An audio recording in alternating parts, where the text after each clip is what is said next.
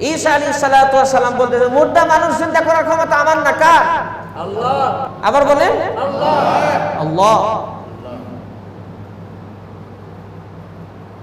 জিবরাইল আলাইহিস সালাতু ওয়াস সালাম আয়েশা বলতেছেন, হে আল্লাহর নবী ঈসা, আপনি কুম বিইজনিল্লাহ, আল্লাহর হুকুমে দাঁড়ায়া যাও। আপনার তো ক্ষমতা নাই, আল্লাহর ক্ষমতা। এই কথা বললে মুর্দা মানুষ জিন্দা হয়ে দাঁড়ায় যাবে। ঈসা আলাইহিস সালাতু ওয়াস সালাম সাহস পাইলেন, কইছে চলো। জনগণ নিয়ে গেছে একটা কবরের কাছে। কবরও 2-1 মাসের পুরান কবর না, 2-1 বছরের না, 4000 বছরের পুরান কবর। সুবহানাল্লাহ বলবেন না? কত হাজার? 4000। আর ঈসা আলাইহিস সালাতু ওয়াস সালাম ওই কবরের পাশে দাঁড়ায়া বলতেছেন কুম বিইজনিল্লাহ।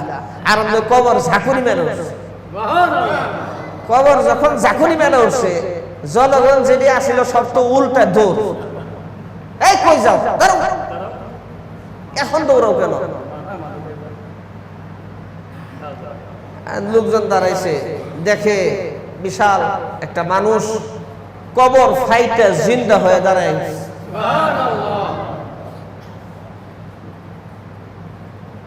এই জিন্দা কে করছেন? আল্লাহ। আল্লাহ করছেন।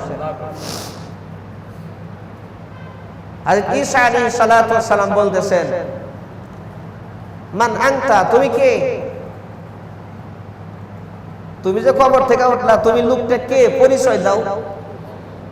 কানা সাম ইবনে নূহিন, আমি নূহ আলাইহিস সালাতু ওয়াস সালামের ছেলে সাম। সুবহানাল্লাহ। আবার কন্যা সুবহানাল্লাহ। কত বছর আগে মারা গেছো? 4000 বছর আগে মারা গেছে।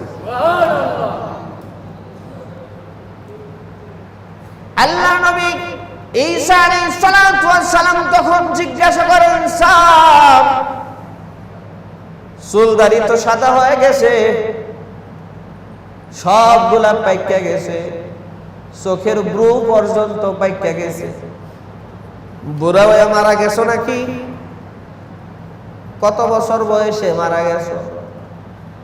সাম আলাইহিস সালাতু ওয়াস সালাম দেখে দেখে বলেন, ও আল্লাহ নবী ঈসা, বুড়া বয়সে মারা যাই নাই, জোয়ান কালে মারা গেছি। তোমার চুলদাড়ি সাদা হয়ে গেল কেন? কই চুলদাড়ি সাদা হয়েছে কিছুক্ষণ আগে। সুবহানাল্লাহ। এক মুহূর্তে চুলদাড়ি সাদা হয়ে গেছে। হ্যাঁ, এক মুহূর্তে চুলদাড়ি সাদা হয়ে গেছে।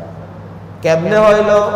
কই যখন আপনি কুম বিইজনিল্লাহ বলেছেন, কবর যখন ঝাঁকুনি মারছে, আমি মনে করছি কিয়ামত কায়েম হয়ে গেছে। আর কিয়ামত যখন কায়েম হবে, আল্লাহ রাব্বুল আলামিনের সামনে দাঁড়াতে হবে। আমি আল্লাহর সামনে কি হিসাব দিব, কি জবাব দিব? ও আল্লাহর নবী ঈসা, এই টেনশনে আমার চুল দাড়ি সাদা হয়ে গেছে। হিসাবের ভয়ে আমার চুল দাড়ি সাদা হয়ে গেছে। আল্লাহর সামনে কেমনে দাঁড়াবো? আরে সাম,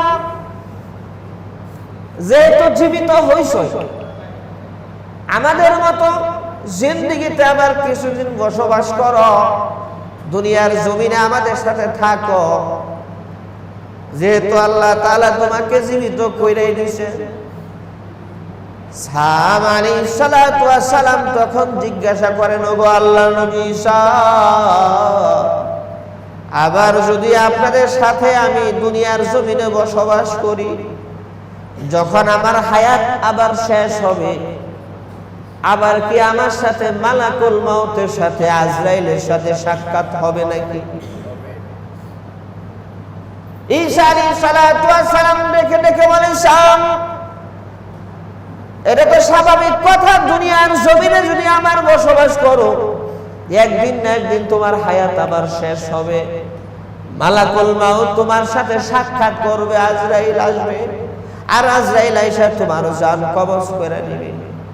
তখন সাম কান্দে আর কয়, ও আল্লাহ নবী ঈসা, মাফ চাই, দোয়া চাই, আজরাইলের সাথে একবার সাক্ষাৎ করছি, আর সাক্ষাৎ করতে চাই না। আমার দুনিয়ার জমিনের এরকমের হায়াতের দরকার নাই। ঈসা আলাইহিস সালাতু ওয়াস সালাম তখন কৌতূহলী হয়ে জিজ্ঞেস করলেন, আরে সাম, আজরাইলের সাক্ষাৎ কি এতই ভয়াবহ, এতই মন্দ? সাম আলাইহিস সালাম তখন ডেকে ডেকে বলে, আরে আল্লাহ নবী ঈসা, মালাকুল মাউত তো আপনার সাথে সাক্ষাৎ করে নাই, আপনি বুঝেন না। আমার সাথে মালাকুল মাউত সাক্ষাৎ করছে, আমি বুঝি। মালাকুল মাউতের কি যন্ত্রণা, মালাকুল মাউতের কি ব্যথা। ও আল্লাহ নবী ঈসা, আজ থেকে 4000 বছর আগে মালাকুল মাউত আমার জান কবজ করে দিয়েছে। 4000 বছর আগে আমার জান কবজ করে দিয়েছে। আজও পর্যন্ত আমি সেই মালাকুল মাউতের জান কবজ করার কষ্ট আর দুঃখ ভুলি নাই। ঈসা আলাইহিস সালাম তখন বলেন, কই এতই ভয়াবহ, এতই ভয়াবহ। আল্লাহ নবী ঈসা আলাইহিস সালাম তখন বলেন, তাহলে তুমি তো বাইসাই গেছো, দুনিয়ার জমিন থেকে চলে গেছো, তাহলে আমাদের কি অবস্থা হবে? ঈসা আলাইহিস সালাতু ওয়াস সালাম কাঁদেন। ঈসা আলাইহিস সালাতু ওয়াস সালাম যখন কাঁদেন, সাম আলাইহিস সালাতু ওয়াস সালাম বলে, ও আল্লাহর নবী ঈসা, তবে এতটুকু সুবিধা আছে, যার ঈমান ভালো, যার আমল ভালো, যে নেককার দিনদার, তার জন্য আল্লাহ রাব্বুল আলামিন ওই মৃত্যু যন্ত্রণা তো প্রত্যেকেরই হবে, কিন্তু তার জন্য, ঈমানওয়ালার জন্য আল্লাহ রাব্বুল আলামিন জান্নাতের দরজা খুলে দিবে।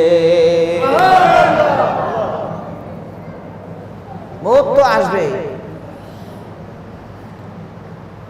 একটু চোখ বন্ধ করে চিন্তা করে দেখেন তো, দৈনিকই বিছানায় যাইবেন, চিন্তা করবেন যে আমি যদি আজকে মারা যাই কি অবস্থা হবে, কি অবস্থা হবে। একটু চোখ বন্ধ করে চিন্তা করে দেখেন, পুরা দুনিয়ার মধ্যে হাজার হাজার লক্ষ লক্ষ মানুষ মারা যাইতেছে। নিজের আমলের একটু হিসাব লাগায়, আপনার জান কবর যখন হবে, হওয়ার পর থেকে আপনার সমস্ত আমল বন্ধ, কোনো আমলই আপনি করতে পারবেন না, কোনো আমলই না। হাজার চিৎকার করেও কোনো লাভ হবে না।